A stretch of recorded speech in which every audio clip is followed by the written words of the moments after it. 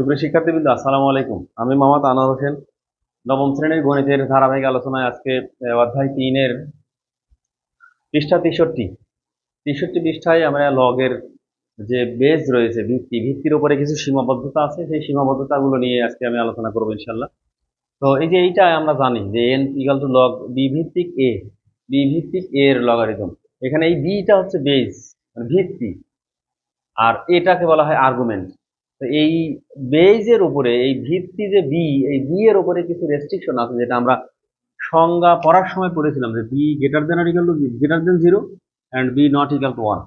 অর্থাৎ বি এর মান অবশ্যই পজিটিভ হবে এবং সেটা ওয়ান হবে না, 1 এর থেকে বড় হতে হবে। তো এই রেস্ট্রিকশনটা আসলে কেন দেওয়া হলো, এবং বেজের উপরে এই এই বেজ যদি 0-তে ছোট হয় বা 1 হয় তাহলে সমস্যাটা কি, সেটা আমরা এখন প্রমাণ করব।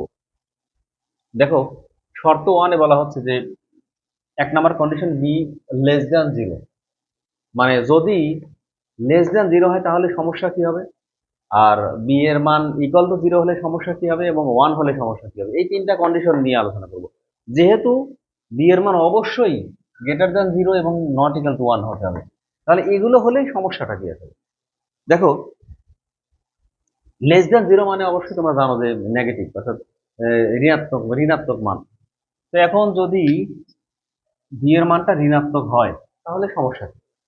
তো আমরা লগের ফর্মুলা অনুসারে এখান থেকে যদি আমরা সূচক ফর্মে আসি, এটা লগ ফর্ম, সূচক ফর্মে আসলে আমরা লিখতে পারি যে b to the power n equal to a, b to the power n equal to এ।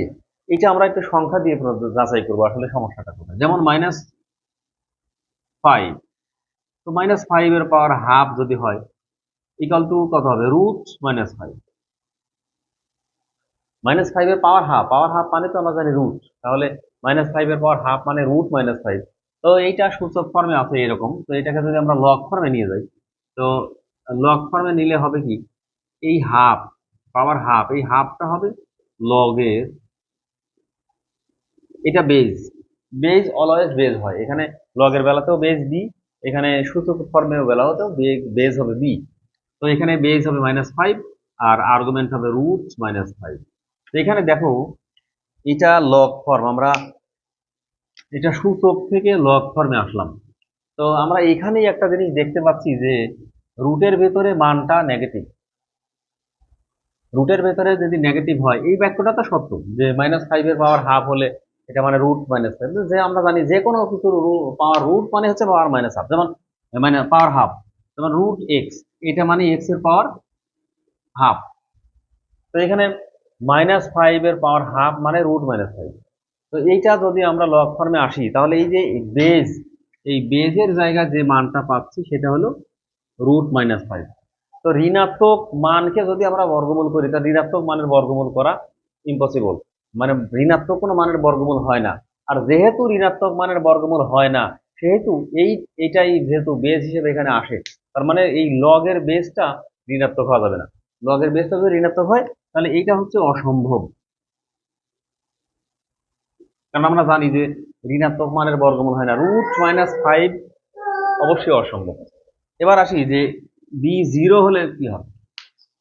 দেখো, 0-কে যদি আমরা স্কোয়ার করি, 0-কে স্কোয়ার করলে 0 হবে, এবং এটাকে যদি লগ ফর্মে নিয়ে যাই তাহলে 2 ইকুয়াল টু লগ এই বেস 0 এবং এটা হবে আর্গুমেন্ট 2 ইকুয়াল, এটা একটা সিদ্ধান্ত পেলাম।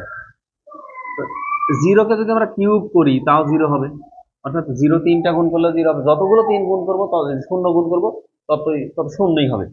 তো এখান থেকে আমরা লগ ফর্মে আসলে লিখতে পারি এই 3 হবে লগ 0 বেজের 0। তো এই দুইটা থেকে আমরা কি সিদ্ধান্ত দেখতে পাচ্ছি যে লগ 0 ভিত্তিক 0 এর লগারিদম হচ্ছে 2, আবার 0 ভিত্তিক 0 এর লগারিদম হচ্ছে 3।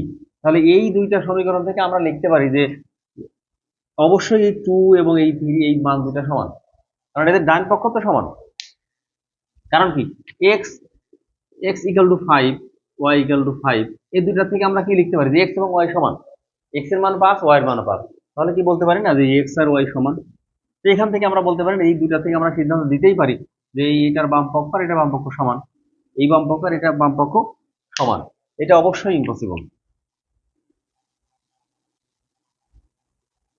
কারণ এটা ঋণাত্মকের বেলায় এটা সমস্যা, আর জিরো হলে এটা সমস্যা।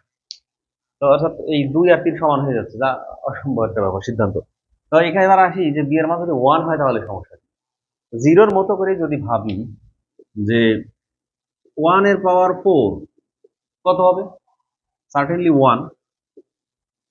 তো এটা থেকে যদি আমরা লগ ফর্মে আসি যে 4 ইকুয়াল টু লগ 1 বেজের 1। আবার 1 এর পাওয়ার যদি 5 হয়, 5টা 1 গুণ করলেও পাবো 1। এবং এখান থেকে যদি আমরা লগ ফর্মে যাই 5 ইকুয়াল টু লগ 1 বেজের 1। তো এইটা ডান পক্ষ, এটার এটা একই জিনিস। তাহলে এই দুইটা থেকে আমরা এটার মতো করে কি লিখতে পারি না যে এই এই 4 বাম পক্ষ, এটার বাম পক্ষ আর এটার ডান বাম পক্ষ সমান, এই 4 আর 5 সমান। তার মানে বেস যদি 1 হয় আমরা সিদ্ধান্ত পাচ্ছি যে কোনো মান 4 5 সমান 2 3 সমান, তার মানে এটাও কি হবে? এটা অবশ্যই ইম্পসিবল। তার মানে দেখো আমরা বি এর উপরে যে কন্ডিশনটা ছিল যে বি লগের মধ্যে যে বেস বি, এই বিটা অবশ্যই গ্রেটার দেন 0 হতে হবে এবং এই 1 হওয়া যাবে না। গ্রেটার দেন 0 না হয়ে যদি লেস দেন 0 হয়, অর্থাৎ ঋণাত্মক হয়, তাহলে আমরা যে সিদ্ধান্ত পাচ্ছি এটা অসম্ভব, ঋণাত্মক মানের বর্গমূল নির্ণয় করা সম্ভব নয়। আবার বি যদি 0 হয় সেক্ষেত্রে আমরা 2 আর 3 সমান পাচ্ছি। এবং অন্য যে কোনো সংখ্যা যে এর পর 0-র পর যদি 5 দেই, 5টা শূন্য গুণ করলে 0 হবে, সেক্ষেত্রে 3 আর 5 সমান হয়ে যাবে। আবার বি এর মান যদি 1 হয়, 1 হলে আমরা পাচ্ছি 4 আর 5 সমান। 1 যদি 10টা গুণ করি, 100 গুণ করি, তাও 1ই হবে। তো এই যে আমরা সিদ্ধান্ত পেলাম এইগুলোর ক্ষেত্রে যে বেজ কখনো এই ঋণাত্মক হবে না, শূন্য হবে না, 1 হবে না। এটা আমরা লিখিত দিতে পারি যে লগের লগের ভিত্তি, যে আমরা লগ নির্ণয় করব, লগের ভিত্তি, লগের ভিত্তিটা এক কথায় ধনাত্মক হবে, ধনাত্মক হবে এবং 1 বাদে, 1 বাদে সকল ধনাত্মক সংখ্যা। লগের ভিত্তি 1 ব্যতীত সকল ধনাত্মক সংখ্যা। এটা মাইন্ডেড, এটা খুবই সিরিয়াসলি মনে রাখতে হবে যে লগের ভিত্তি কখনোই 1 হবে না, 1 এর চেয়ে বড় ধনাত্মক সংখ্যা। তো সুপ্রিয় শিক্ষার্থীবৃন্দ, আমি এই লগের ভিত্তির সীমাবদ্ধতাগুলো নিয়ে আলোচনা করলাম। এই ভিত্তির সীমাবদ্ধতাগুলো যদি আমরা না জানি তাহলে লগের অনেক ক্ষেত্রে আমরা ভুল করে ফেলতে পারি যে এখানে ভিত্তি অন্য ঋণাত্মক চলে আসলো অথবা 1 চলে আসলো, 0 চলে আসলো, এটা হলে সমস্যা। তো এটা আমাদের জানতে হবে। তো এটা জেনে আমরা বুঝে অঙ্ক করবো ইনশাল্লাহ। পরবর্তীতে আমি পর্ব 3 আলোচনা করলাম এবং এরপরে পর্ব 4 আলোচনা করব ধারাবাহিকভাবে। তো পরবর্তী পর্বে আমার সাথে থাকার আহ্বান জানিয়ে আজকের মতো শেষ করছি। আসসালামু আলাইকুম।